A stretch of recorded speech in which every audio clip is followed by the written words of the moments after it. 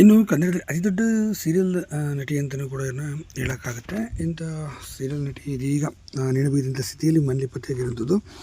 ಇನ್ನು ವಿಚಾರ ಏನಪ್ಪ ನೋಡ್ತಾ ಬಂದರೆ, ಸದ್ಯ ಮನೆ ಬೇರೆ ಒಂದು ಕೆಲಸಕ್ಕೆ ಹೋಗು, ಈ ಸಿನಿಮಾ ಬೇಡ ಅಂತ ಹೇಳಿದ್ದಕ್ಕೆ ಅವರಿಂಥ ದುಡುಕಿ ನಿರ್ಧಾರವನ್ನು ಮಾಡಿರುವಂಥದ್ದು.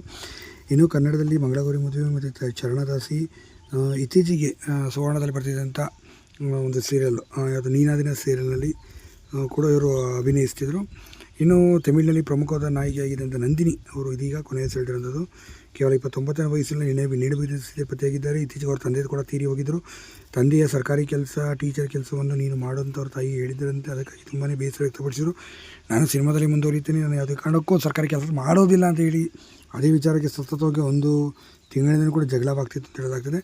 ಇನ್ನು ಇದರಿಂದ ಸಾಕಷ್ಟು ಬೇಸತ್ತಂಥ ಇವರು ದುಡುಕಿ ನಿರ್ಧಾರವನ್ನು ಮಾಡಿದ್ದಾರೆ. ಈ ನಿರ್ಧಾರ ಮಾಡೋ ಅವಶ್ಯಕತೆ ಇರಲಿಲ್ಲ, ಆದರೂ ಕೂಡ ಅವರು ನಂದಿನಿಯವರು ಸಿನಿಮಾಗೋಸ್ಕರ ತಮ್ಮ ಜೀವವನ್ನೇ ಕೊಟ್ಟಿರುವಂಥ ಘಟನೆ ನಡೆದಿರುವಂಥದ್ದು. ಇವರ ಆತ್ಮಕ್ಕೆ ಶಾಂತಿ ಸಿಗಲಿ.